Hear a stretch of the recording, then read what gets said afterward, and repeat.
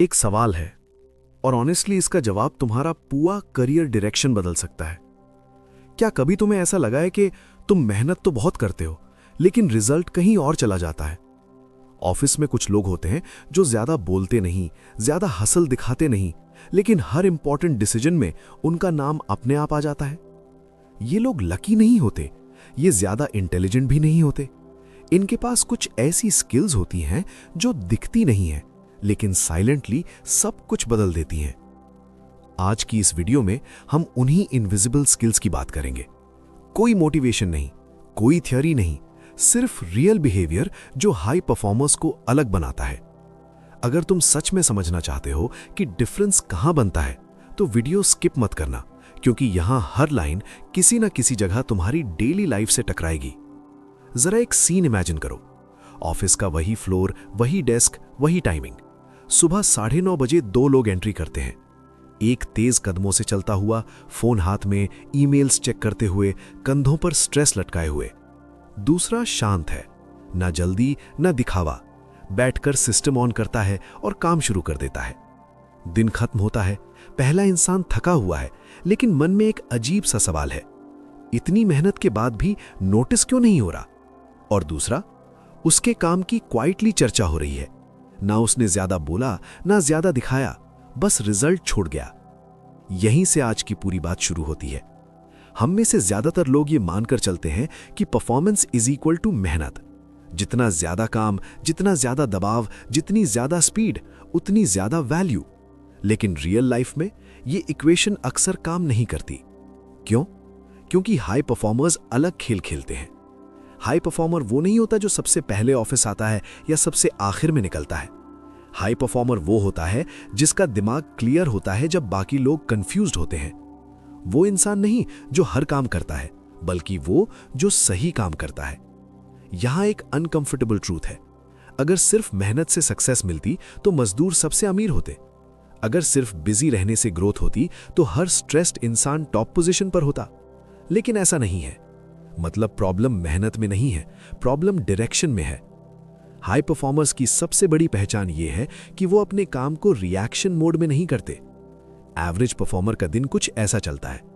कोई मेल आया, reply, boss ने बुलाया, भागे, मीटिंग आई, बैठ गए, प्रॉब्लम आई, पैनिक। पूरा दिन फायर फाइटिंग। दिन के अंत में थकान लेकिन सैटिस्फैक्शन नहीं। हाई परफॉर्मर का दिन अलग होता है। वो सुबह आते ही खुद से पूछता है, आज अगर सिर्फ एक ही चीज सही से कर पाऊं तो वो कौन सी होनी चाहिए? यह सवाल सिंपल लगता है लेकिन ज्यादातर लोग इसे पूछते ही नहीं। हाई परफॉर्मर्स बिजी नहीं दिखते क्योंकि वो हर चीज को इक्वल इंपॉर्टेंस नहीं देते। उनके लिए कुछ काम क्रूशियल होते हैं, कुछ ऑप्शनल और कुछ डिस्ट्रैक्शंस। लेकिन एवरेज परफॉर्मर सबको सेम लेवल पर लग देता है। यही फर्क धीरे धीरे गैप बना देता है। अब एक और चीज समझो, हाई परफॉर्मर्स बहुत कॉन्फिडेंट नहीं दिखते। वो स्टेज पर चढ़कर खुद की तारीफ नहीं करते, लेकिन उनके एक्शंस में एक क्वाइट सर्टेनिटी होती है। वो जानते हैं मैं क्या कर रहा हूं और क्यों कर रहा हूं। ये क्लैरिटी बाहर से एरोगेंस लग सकती है, लेकिन असल में ये सेल्फ अवेयरनेस है। हाई परफॉर्मर खुद को प्रूव करने में एनर्जी वेस्ट नहीं करता। वो ये नहीं सोचता कि लोग क्या सोचेंगे। वो सोचता है इस सिचुएशन में बेस्ट मूव क्या है। और अक्सर बेस्ट मूव सबसे नॉइजी मूव नहीं होता। एक और सटल फर्क है। एवरेज परफॉर्मर फीडबैक से डरता है। हाई परफॉर्मर फीडबैक को डेटा की तरह देखता है। अगर कोई क्रिटिसिज्म आया तो एवरेज माइंड हर्ट हो जाता है। हाई परफॉर्मर रुककर पूछता है, इसमें से मेरे काम की बात क्या है? ना ईगो फाइट, ना इमोशनल ड्रामा, बस एक्सट्रैक्शन। यही वजह है कि हाई परफॉर्मर्स धीरे धीरे अनस्टॉपेबल बन जाते हैं, क्योंकि वो हर एक्सपीरियंस से कुछ ना कुछ अपग्रेड निकाल लेते हैं। अब यहां एक बात ध्यान से समझना, हाई परफॉर्मर परफेक्ट नहीं होता। उससे भी गलतियां होती हैं, उसके भी बैड डेज होते हैं। लेकिन फर्क यह है कि वो अपनी गलतियों से भागता नहीं है। वो उन्हें हाइड नहीं करता, वो उन्हें जस्टिफाई नहीं करता, वो क्वाइटली फिक्स करता है। और यही इनविजिबल स्किल है, ओनरशिप विदाउट नॉइज। ना एक्सक्यूजेस, ना ब्लेम, ना ड्रामा, बस रिस्पॉन्सिबिलिटी। अगर तुम ध्यान दो तो हाई परफॉर्मर्स के आसपास एक अलग सा ट्रस्ट होता है। बॉस को लगता है ये संभाल लेगा, टीम को लगता है इस पर रिलाई कर सकते हैं, क्लाइंट्स को लगता है ये पर्सन स्टेबल है। ये ट्रस्ट किसी सर्टिफिकेट से नहीं आता, ये बिहेवियर से बनता है। अब एक सवाल, अगर तुम ऑनेस्टली खुद से पूछो, क्या तुम ज्यादा मेहनत कर रहे हो या ज्यादा क्लैरिटी के साथ काम कर रहे हो? क्योंकि दोनों एक चीज नहीं है। हाई परफॉर्मेंस का मतलब खुद को ज्यादा थकाना नहीं है। हाई परफॉर्मेंस का मतलब है अपने दिमाग को ज्यादा साफ रखना। अब हम बात करेंगे उस स्किल की जो हाई परफॉर्मर्स को बाकियों से अलग कर देती है, प्रायोरिटी क्लैरिटी, यानी किस काम को हां कहना है और किस काम को ना, क्योंकि जिंदगी में ग्रोथ अक्सर ना बोलने से शुरू होती है।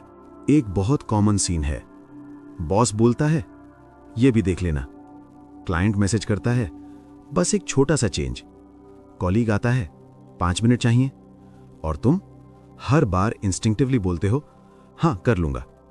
दिन के अंत में क्या होता है? 20 काम हाथ में थे, सब अधूरे, दिमाग थका हुआ और अंदर एक हल्की इरिटेशन, मैं ही क्यों? हाई परफॉर्मर्स यहां अलग होते हैं।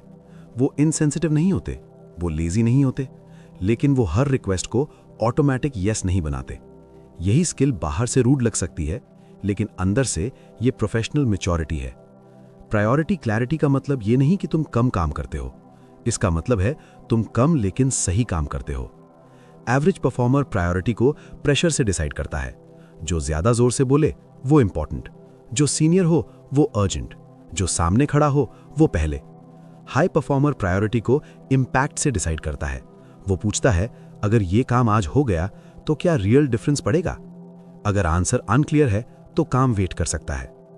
अब एक अनकंफर्टेबल ट्रूथ सुनो, ऑफिस में ज्यादातर लोग बिजी इसलिए रहते हैं क्योंकि उन्हें क्लियर नहीं होता कि असल में इंपॉर्टेंट क्या है। बिजी रहना एक मास्क बन जाता है, mask of productivity, mask of dedication, लेकिन रिजल्ट ओरिएंटेड लोग मास्क नहीं पहनते। हाई परफॉर्मर को पता होता है हर काम अर्जेंट नहीं होता, लेकिन हर इंटरप्शन डेंजरस होता है, क्योंकि इंटरप्शन फोकस तोड़ता है और फोकस ही असली करेंसी है। एक सटल डिफरेंस समझो, एवरेज परफॉर्मर दिन की शुरुआत ईमेल से करता है, हाई परफॉर्मर दिन की शुरुआत थिंकिंग से करता है। वो खुद से पूछता है आज का वन नॉन नेगोशिएबल क्या है, और फिर वो उसी के आसपास पूरा दिन स्ट्रक्चर करता है। अब ना बोलने की बात, हाई परफॉर्मर्स ब्लंट ना नहीं बोलते, वो स्मार्ट ना बोलते हैं। जैसे अभी इस पर काम करूं तो एक्स डिले हो जाएगा, अगर ये प्रायोरिटी है तो वाई ड्रॉप करना पड़ेगा, इसको कल सुबह बेहतर तरीके से हैंडल कर पाऊंगा। मतलब ना ईगो ना एटीट्यूड, बस क्लैरिटी। बॉस भी ऐसे इंसान की रिस्पेक्ट करता है। क्यों?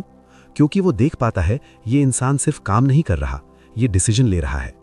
एवरेज परफॉर्मर डिसीजन लेने से बचता है, हाई परफॉर्मर डिसीजन लेने की रिस्पॉन्सिबिलिटी लेता है, और रिस्पॉन्सिबिलिटी ही ट्रस्ट बनाती है। अब एक और इंटरेस्टिंग बात, हाई परफॉर्मर्स हर चीज तुरंत सॉल्व नहीं करते, कभी कभी वो इंटेंशनली वेट करते हैं। क्यों? क्योंकि हर प्रॉब्लम सॉल्व करने लायक नहीं होती, कुछ प्रॉब्लम्स अपने आप फेड हो जाती हैं। एवरेज परफॉर्मर हर छोटी प्रॉब्लम में कूद पड़ता है, हाई परफॉर्मर देखता है ये नॉइज है या सिग्नल, यहीं से उनकी एनर्जी बचती है।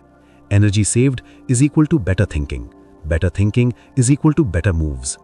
प्रायोरिटी क्लैरिटी का एक और एस्पेक्ट है expectation management. High performer promise कम करता है लेकिन डिलीवर पूरा करता है, एवरेज परफॉर्मर प्रॉमिस ज्यादा करता है लेकिन डिलीवर पार्शियल। गेस करो किस पर भरोसा ज्यादा बनता है? और हाँ, हाई परफॉर्मर गिल्ट में डिसीजन नहीं लेता। वो ये नहीं सोचता कि अगर मैंने मना कर दिया तो लोग बुरा मानेंगे, वो सोचता है अगर मैंने फोकस खो दिया तो लॉन्ग टर्म में सबका नुकसान होगा। ये स्किल शुरुआत में अनकंफर्टेबल लगती है, लोग सवाल करेंगे, कुछ लोग डिसअपॉइंटेड भी होंगे, लेकिन टाइम के साथ सेम लोग तुम्हारी क्लैरिटी की रिस्पेक्ट करने लगेंगे। अब अपने आप से एक ऑनेस्ट सवाल पूछो, क्या तुम सच में ओवरवर्क्ड हो या सिर्फ ओवर अवेलेबल? क्योंकि दोनों में फर्क है। हाई परफॉर्मर्स टाइम मैनेज नहीं करते, वो अटेंशन मैनेज करते हैं, और अटेंशन मैनेज करने के लिए प्रायोरिटी क्लैरिटी चाहिए। आगे हम उस इनविजिबल स्किल की बात करेंगे जो प्रेशर में असली फर्क दिखाती है, इमोशनल रेगुलेशन, यानी जब हालात बिगड़े तो दिमाग कैसे स्टेडी रखा जाए। क्योंकि प्रेशर सब पर आता है, लेकिन टूट के वही हैं जिनके अंदर बैलेंस नहीं होता। एक सीन सोचो, मीटिंग चल रही है, सब कुछ ठीक लग रहा था, तभी अचानक बॉस का टोन बदलता है। ये आउटपुट ऐसा क्यों है? कमरे का टेम्परेचर नहीं बदला, लेकिन अंदर कुछ टाइट हो गया।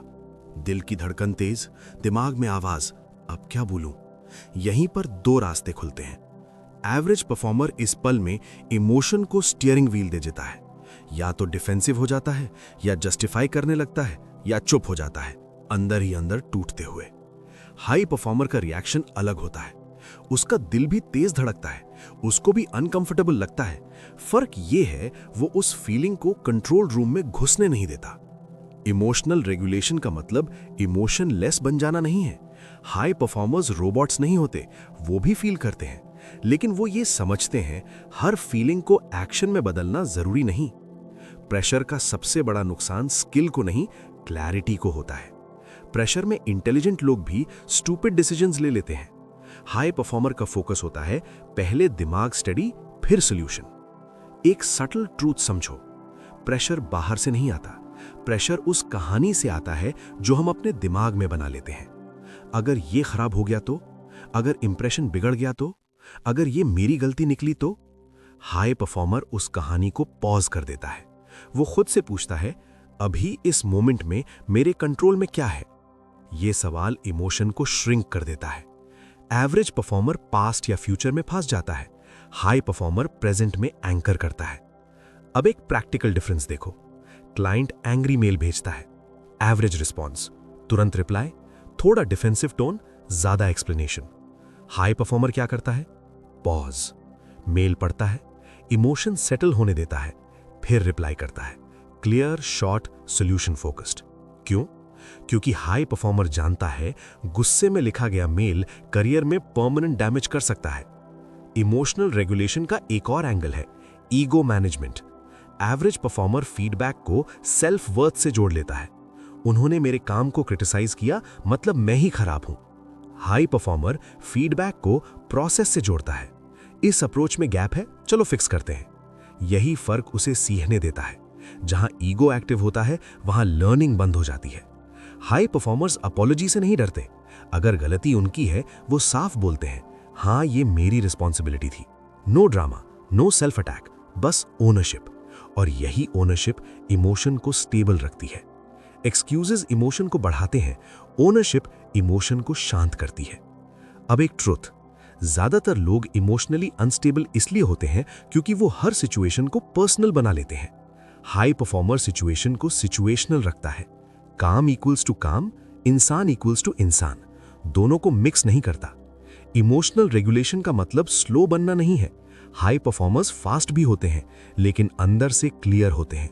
उनकी स्पीड पैनिक से नहीं, क्लैरिटी से आती है। अब अपने आप से एक सवाल पूछो, जब प्रेशर आता है तो क्या तुम रिएक्ट करते हो या रिस्पॉन्ड? क्योंकि यही डिफरेंस तुम्हारी प्रोफेशनल रेपुटेशन बनाता है। प्रेशर अनअवॉइडेबल है, ब्रेक डाउन ऑप्शनल है। जो लोग प्रेशर को मैनेज करना सीख लेते हैं, वही लॉन्ग टर्म में लीड करते हैं। अब हम उस स्किल की बात करेंगे जो हाई परफॉर्मर्स को प्रॉब्लम सॉल्वर से सिस्टम बिल्डर बना देती है। क्योंकि काम खत्म करना आसान है, लेकिन काम को आसान बनाना असली इंटेलिजेंस है। एक बात ध्यान से सुनो, ऑफिस में कुछ लोग होते हैं जो हमेशा बिजी रहते हैं, लेकिन उनके बिना भी काम चलता है। और कुछ लोग ऐसे होते हैं जो ज्यादा शोर नहीं मचाते, लेकिन जिस दिन वो लीव पर हों, सब अटक जाता है। डिफरेंस मेहनत का नहीं है, डिफरेंस सोचने के तरीके का है। एवरेज परफॉर्मर टास्क कंप्लीट करता है, हाई परफॉर्मर पूछता है, ये टास्क बार बार क्यों आ रहा है? यही सवाल उसे अलग लीग में ले जाता है। Task based thinking short term होती है, आज का काम निपटाओ, कल का कल देखेंगे। सिस्टम थिंकिंग लॉन्ग टर्म होती है, आज का काम करते हुए कल की परेशानी हटाने की कोशिश।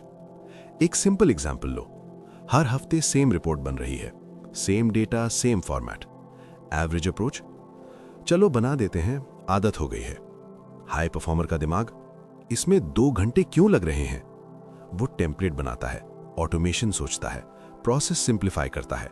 अगले हफ्ते वही रिपोर्ट 30 मिनट में बन जाती है। बाहर से लगता है ये तो कम काम कर रहा है, असल में वो ज्यादा स्मार्ट काम कर रहा है। हाई परफॉर्मर्स को इसलिए वैल्यू मिलती है क्योंकि वो वर्कलोड नहीं, फ्रिक्शन कम करते हैं। जहां फ्रिक्शन कम होता है, वहां परफॉर्मेंस अपने आप बढ़ जाती है। एवरेज परफॉर्मर हीरो बनना चाहता है, हाई परफॉर्मर आर्किटेक्ट बनता है। हीरो हर बार आग बुझाता है, आर्किटेक्ट ऐसी बिल्डिंग बनाता है जहां आग लगती ही नहीं। अब एक ट्रूथ, ऑर्गेनाइजेशंस हीरोज से नहीं, सिस्टम्स से चलती हैं। हीरो छुट्टी पर जाएगा, सिस्टम नहीं। हाई परफॉर्मर इस बात को समझता है। वो खुद को रिप्लेसेबल बनाने के लिए इंफॉर्मेशन छुपाता नहीं, वो डॉक्यूमेंटेशन करता है, प्रोसेस एक्सप्लेन करता है, नॉलेज शेयर करता है। आयरनी ये है, जो लोग खुद को रिप्लेसेबल नहीं बनाना चाहते वही सबसे पहले रिप्लेस हो जाते हैं। हाई परफॉर्मर उल्टा करता है, वो खुद को सो क्लियर बनाता है कि ऑर्गेनाइजेशन उस पर और डिपेंड करने लगती है। सिस्टम्स थिंकिंग का एक और एंगल है पैटर्न रिकग्निशन।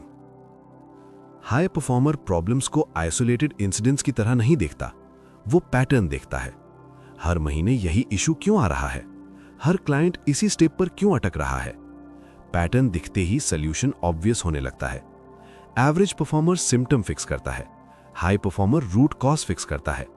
अब एक सटल पॉइंट, सिस्टम्स थिंकिंग का मतलब टेक एक्सपर्ट होना नहीं है, ये माइंडसेट है। सोचना, इसको रिपीटेबल कैसे बनाया जाए, इसमें डिपेंडेंसी कैसे कम की जाए। हाई परफॉर्मर्स केओस में भी स्ट्रक्चर ढूंढ लेते हैं और यही स्ट्रक्चर उन्हें प्रेशर से बचाता है। सिस्टम्स थिंकिंग ईगो को भी चेक में रखती है। जब प्रोसेस स्ट्रांग होता है तो क्रेडिट किसी एक इंसान पर नहीं जाता। एवरेज परफॉर्मर इससे डरता है, हाई परफॉर्मर इसे प्रिफर करता है, क्योंकि उसे पता है रियल रिकग्निशन टाइम के साथ आता है। अब खुद से पूछो, क्या तुम हर दिन काम कर रहे हो या काम करने का तरीका बेहतर बना रहे हो? क्योंकि दोनों अलग स्किल्स हैं। हाई परफॉर्मर्स काम के अंदर फंसते नहीं, वो काम के ऊपर उठकर सोचते हैं, और जो ऊपर से सोच पाता है वही लॉन्ग टर्म वैल्यू क्रिएट करता है। अब हम उस क्वालिटी की बात करेंगे जो साइलेंटली ट्रस्ट बनाती है। साइलेंट ओनरशिप, ना शोर ना ब्लेम, बस रिस्पॉन्सिबिलिटी। एक बहुत सिंपल लेकिन शार्प ऑब्जर्वेशन है। ऑफिस में जब कुछ गलत होता है तो ज्यादातर लोग दो काम करते हैं, या तो खुद को अलग कर लेते हैं या किसी और की तरफ उंगली दिखा देते हैं। ये मेरे स्कोप में नहीं था, इंफॉर्मेशन मुझे लेट मिली थी, प्रोसेस ही खराब है। ये लाइंस सच हो सकती हैं, लेकिन ये ट्रस्ट नहीं बनाती। हाई परफॉर्मर यहां भी अलग होता है। वो ये नहीं पूछता गलती किसकी है, वो पूछता है अब फिक्स कैसे होगा। यही सवाल उसे अलग लीग में रखता है। साइलेंट ओनरशिप का मतलब ये नहीं कि हर चीज का ब्लेम तुम अपने ऊपर ले लो। इसका मतलब है अगर रिजल्ट की रिस्पॉन्सिबिलिटी तुम्हारे पास है तो एक्सक्यूज की रिस्पॉन्सिबिलिटी भी मत दो। हाई परफॉर्मर गलती होने पर डिफेंसिव नहीं होता, वो तुरंत जस्टिफिकेशन मोड में नहीं जाता। वो पहले सिचुएशन को स्टेबलाइज करता है। क्लाइंट अपसेट है, पहले काम करो। टीम कंफ्यूज्ड है, पहले क्लैरिटी दो। रूट कॉज बाद में। एवरेज परफॉर्मर एक्सप्लेनेशन पहले देता है, हाई परफॉर्मर सोल्यूशन पहले। यही फर्क इंप्रेशन बनाता है। साइलेंट ओनरशिप बहुत क्वाइट स्किल है। इसमें कोई अपलॉज नहीं मिलता, कोई इंस्टेंट प्रेज नहीं, लेकिन टाइम के साथ ये रेपुटेशन बनाता है। ये इंसान काम संभाल लेता है। बॉस ऐसे लोगों को ज्यादा मॉनिटर नहीं करता। क्यों? क्योंकि उसे पता है ये इंसान रिस्पॉन्सिबिलिटी से भागेगा नहीं। अब एक subtle but important point, silent ownership loud credit से बेहतर होती है। जो लोग हर छोटी जीत का अनाउंसमेंट करते हैं वो शॉर्ट टर्म में दिख जाते हैं। जो लोग साइलेंटली कंसिस्टेंसी दिखाते हैं वो लॉन्ग टर्म में याद रहते हैं। हाई परफॉर्मर्स क्रेडिट के पीछे नहीं भागते, लेकिन क्रेडिट आने से डरते भी नहीं। वो बस काम सही करते हैं, बाकी चीजें अपने आप फॉलो करती हैं। साइलेंट ओनरशिप का एक और पहलू है बाउंड्री क्लैरिटी। हाई परफॉर्मर हर काम अपने ऊपर नहीं लेता, लेकिन जो लेता है उसे आधे मन से नहीं करता। No half responsibility, no confusion. Average performer देखते हैं मोड में रहता है, हाई परफॉर्मर क्लियर बोलता है मैं इसे हैंडल कर रहा हूं, और फिर हैंडल करता है। अब खुद से ये पूछो, जब कोई प्रॉब्लम आती है तो तुम्हारा पहला इंस्टिंक्ट क्या होता है? एक्सप्लेन करना या सॉल्व करना? क्योंकि यही इंस्टिंक्ट तुम्हारी प्रोफेशनल आइडेंटिटी बनाता है। साइलेंट ओनरशिप इमोशनल मैच्योरिटी की निशानी है। इसमें विक्टिम माइंडसेट नहीं होता, इसमें ड्रामा नहीं होता, बस क्लैरिटी और कंट्रोल। हाई परफॉर्मर्स रिस्पॉन्सिबिलिटी को बोझ नहीं मानते, वो इसे ट्रस्ट बिल्डिंग टूल मानते हैं। अब आखिर में हम उस हैबिट की बात करेंगे जो इन सारी स्किल्स को अलाइव रखती है, कंटिन्यूअस सेल्फ अपग्रेडेशन। क्योंकि जो रुक जाता है वो पीछे छूट जाता है। एक सच्चाई से शुरुआत करते हैं। आज की दुनिया में कोई भी स्किल परमानेंट नहीं है। जो आज वैल्यूबल है कल एवरेज बन सकती है। हाई परफॉर्मर्स इस बात को डर की तरह नहीं, सिग्नल की तरह लेते हैं। सिग्नल कि रुकना मना है। एवरेज परफॉर्मर सीखने को इवेंट बना देता है। जब कंपनी ट्रेनिंग देगी, जब टाइम मिलेगा, जब प्रमोशन होगा। हाई परफॉर्मर सीखने को रूटीन बना देता है। No announcement, no motivation speech, बस क्वाइट प्रैक्टिस। हाई परफॉर्मर्स बहुत ज्यादा कोर्स नहीं करते, वो ज्यादा इंटेंशनल सीखते हैं। उन्हें सब कुछ नहीं सीखना होता, उन्हें वही सीखना होता है जो नेक्स्ट लेवल के लिए जरूरी है। वो खुद से ये सवाल पूछते हैं, अगर मैं यही काम 2 साल बाद भी कर रहा हूं तो कौन सी स्किल मुझे पीछे छोड़ देगी? और फिर वो उसी गैप पर काम शुरू कर देते हैं। कंटिन्यूअस सेल्फ अपग्रेडिंग का मतलब 24/7 ग्राइंड नहीं है। हाई परफॉर्मर्स बर्नआउट को इंटेलिजेंस की कमी मानते हैं। वो पेस समझते हैं, रेस्ट को भी सिस्टम का हिस्सा बनाते हैं। एक सटल डिफरेंस समझो। एवरेज परफॉर्मर फ्री टाइम में कंटेंट कंज्यूम करता है, हाई परफॉर्मर फ्री टाइम में कंटेंट प्रोसेस करता है। एक पढ़ता है, दूसरा अप्लाई करता है। हाई परफॉर्मर्स नोट्स लेने के लिए नहीं, थिंकिंग के लिए सीखते हैं। उनका सवाल होता है, मैं इसे अपने करंट काम में कहां प्लग कर सकता हूं? अब सबसे इंपॉर्टेंट बात, हाई परफॉर्मर्स खुद को कंपेयर नहीं करते इंटरनेट की हाइलाइट्स से। वो खुद को कंपेयर करते हैं अपने पिछले वर्जन से। क्या मैं पिछले महीने से थोड़ा बेटर हूं? बस इतना। इस माइंडसेट की वजह से उनकी ग्रोथ स्टेडी रहती है, ना स्पाइक ना crash. Continuous self upgrading ego को भी अलाइव रखती है, लेकिन हेल्दी तरीके से। हाई परफॉर्मर मानता है, मुझे बहुत कुछ नहीं आता, और यही एक्सेप्टेंस उसे सीखने लायक बनाती है। अब आखिरी सवाल, क्या तुम परफेक्ट बनना चाहते हो या प्रोग्रेस करना चाहते हो? हाई परफॉर्मर्स दूसरा चुनते हैं। हर दिन थोड़ा बेटर, हर वीक थोड़ा क्लियर, हर मंथ थोड़ा वैल्यूएबल। ये लोग लाउड नहीं होते, लेकिन लॉन्ग लास्टिंग होते हैं। ये लोग शॉर्टकट नहीं लेते, लेकिन शॉर्टकट बन जाते हैं। अगर तुम यहां तक आए हो तो एक बात क्लियर है, तुम सिर्फ मोटिवेट होने नहीं आए थे, तुम डायरेक्शन ढूंढने आए थे, और डायरेक्शन मिल चुकी है। हाई परफॉर्मेंस कोई सीक्रेट क्लब नहीं है, ये इनविजिबल हैबिट्स का कंपाउंड इफेक्ट है। आज से एक रिएक्शन कम, एक क्लियर डिसीजन ज्यादा, एक एक्सक्यूज कम, एक अपग्रेड ज्यादा, बस इतना। यहीं से तुम्हारा प्रोसेस शुरू होता है। अगर वीडियो पसंद आई तो लाइक करो और शेयर करो उनके साथ जिनको इसकी जरूरत है। चैनल को सब्सक्राइब जरूर करना। मिलते हैं अगले वीडियो में। सीखते रहिए, बढ़ते रहिए। धन्यवाद।